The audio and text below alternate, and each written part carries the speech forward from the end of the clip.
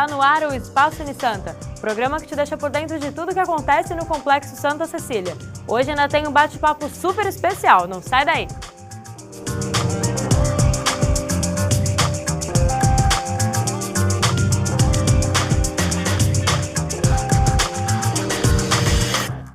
Ele é vice-presidente de alimentação sustentável na ONG World Wildlife Fund e esteve no Brasil para um evento de zootecnia. Nosso convidado no Cá Entre Nós de hoje é Carlos Saviani.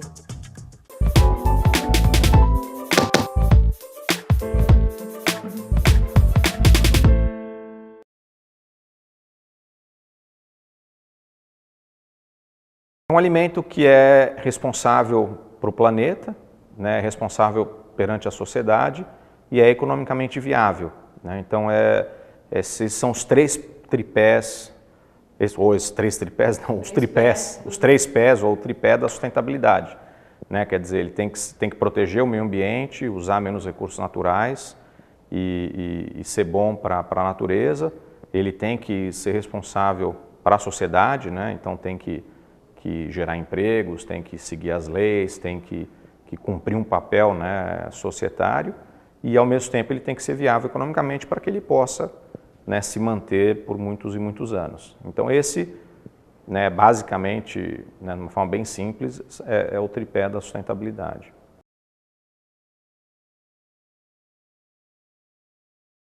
Então, nós atuamos principalmente no tripé do meio ambiente, né, no tripé do planeta, trabalhando com empresas do setor, com várias empresas que movimentam grandes volumes de produção e comercialização de alimentos, para que elas, junto com as suas cadeias de suprimento, e aí vai, né, todo o trabalho com produtores, com pecuaristas, com fazendeiros, com o setor produtivo, empresas de tecnologia, de insumos, universidades, para que essas empresas, trabalhando com todos esses atores da cadeia, escolham e adotem um caminho mais sustentável para a produção de alimentos, um caminho que use menos recursos naturais, que não gere, né, a conversão de meio ambientes, né, importantes para o planeta, como, por exemplo, né, desmatamento na Amazônia, desmatamento no Cerrado, e que consigam produzir os alimentos de uma forma responsável e de uma forma que possa ser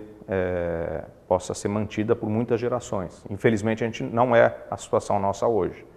Infelizmente, hoje, né, toda a produção de alimentos do planeta, na sua grande maioria, é produzida de uma forma insustentável, que a gente não vai conseguir manter para as futuras gerações se a gente não fizer alguma coisa.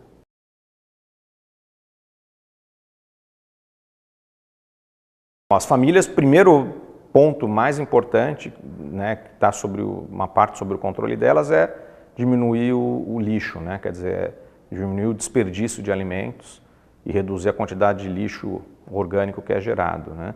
Então, hoje tem um estudo da FAO que mostra que 30% de todos os alimentos do mundo, eles acabam no lixo, né? Eles não são aproveitados. Então, é uma fruta que está com uma pequena batidinha, é um leite que às vezes, né, tá chegando próximo da data de validade, ou ou são partes do alimento que as pessoas não têm tanto interesse. Então, hoje a gente perde, né, 30% de todos os alimentos, em alguns países mais, em outros menos. Nos Estados Unidos, para você ter uma ideia, 40%, né, pior ainda o lixo que é gerado, quer dizer, a quantidade de alimentos que vai para o lixo. No Brasil, esse índice junto ao consumo é menor, né, cerca de 20%.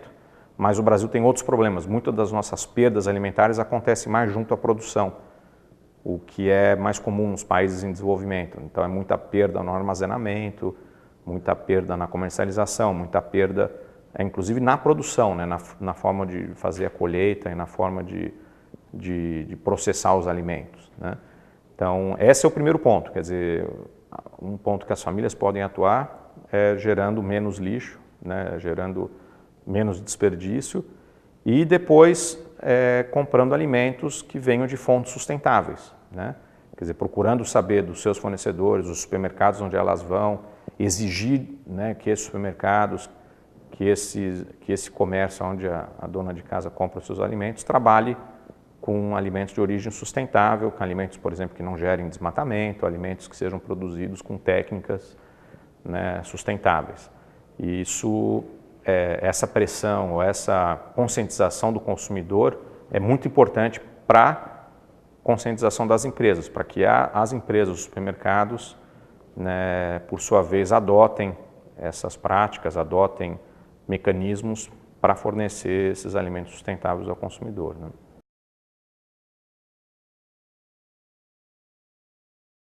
É uma questão de consciência mesmo, de entendimento, né? Muitas pessoas não têm essa relação, não fazem essa relação entre alimentos e sustentabilidade, né? Não imaginam que uma carne que ela come pode estar gerando desmatamento, não imaginam que os grãos que ela compra são responsáveis por 70% de toda a água, né, que é utilizada, do água doce do planeta.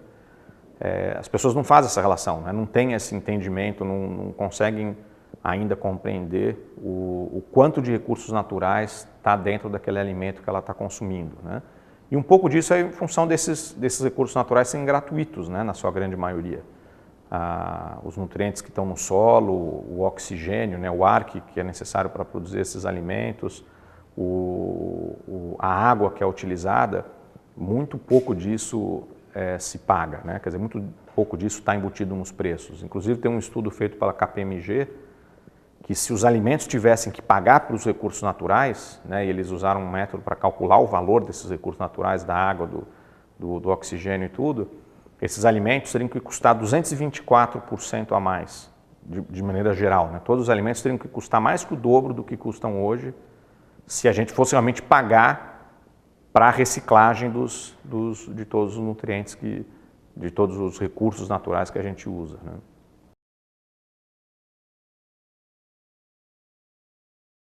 Hoje, se a gente não fizer nada daqui para frente, é para o negativo. Tem um estudo da WWF que é lançado a cada 2 anos, é publicado num relatório, que inclusive é aberto, é disponível a todo mundo, se você for no site da WWF você encontra, que chama o Relatório do Planeta Vivo. É um relatório que é publicado desde a década de 70 e que vem mensurando os impactos do ser humano no planeta, né? E eles têm um índice, esse relatório calcula um índice que tem um processo científico por trás, né, super complexo, que inclusive é explicado no relatório, mas é um processo que calcula quantos planetas terras nós, seres humanos, precisamos para viver, né? E esse cálculo vem sendo feito todos os anos e hoje a gente usa 1,6 vezes o planeta Terra, né? O que quer dizer isso? Que na velocidade do nosso consumo, né, a velocidade que a gente consome não só alimentos, mas roupa, carro, celular, tudo isso vem de algum lugar, né? E na base da produção de tudo que a gente consome estão os recursos naturais, está a água, está os minérios, né? Tá o solo, né? A terra, o ar, e hoje a gente usa tudo isso numa velocidade que é 1,6 vezes mais rápido do que a terra consegue reciclar, porque tudo é reciclável, certo? Nosso próprio corpo, onde a gente vai morrer, esses minerais vão voltar para, né, as vitaminas, minerais, tudo vão voltar para o solo, isso tudo entra num processo de reciclagem.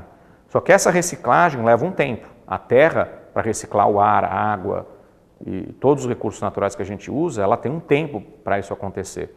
E a velocidade do nosso consumo hoje é muito mais rápido do que a velocidade que a terra tem para fazer a reciclagem. E outra, para fazer essa reciclagem, a gente também precisa de recursos naturais. Por exemplo, emissões de gases de efeito estufa, né, gás carbônico, por exemplo, ele é reciclado, né, pelas árvores, pelas plantas.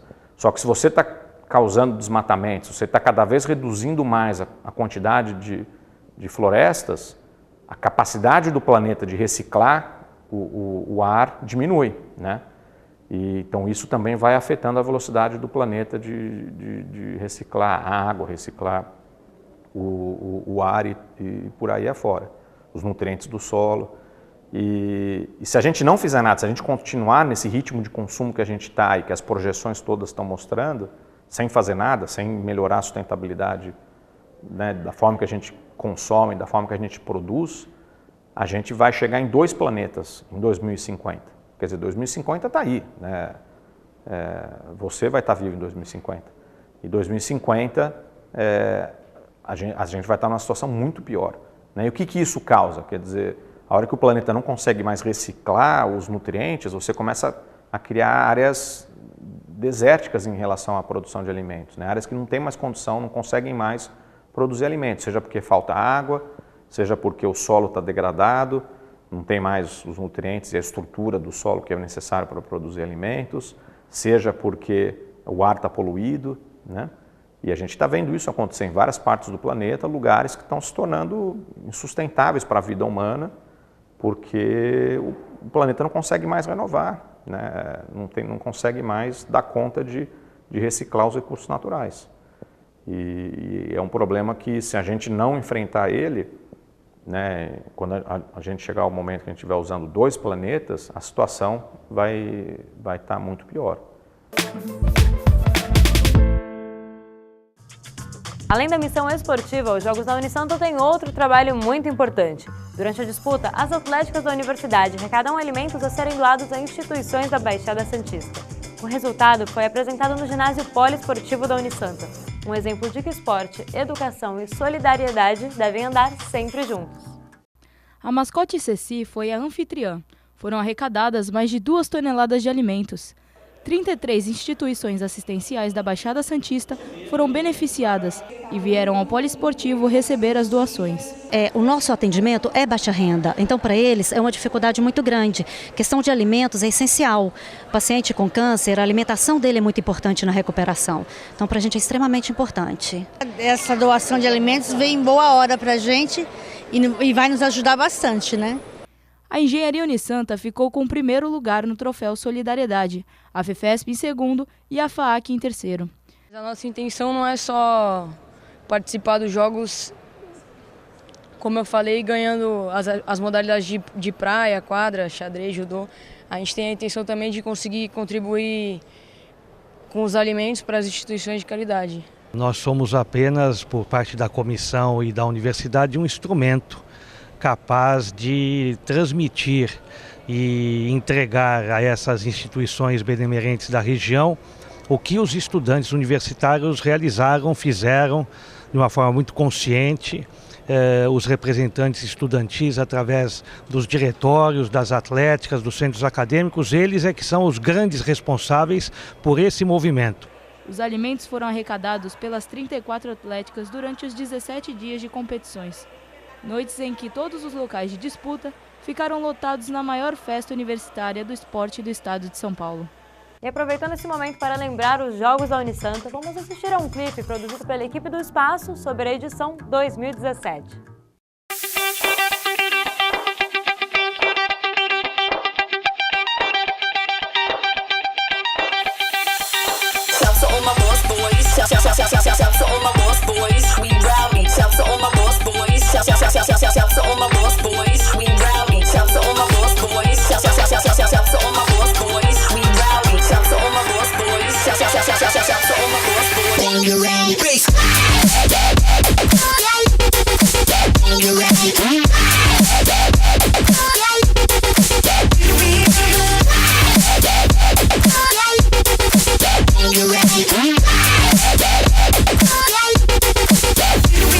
Race.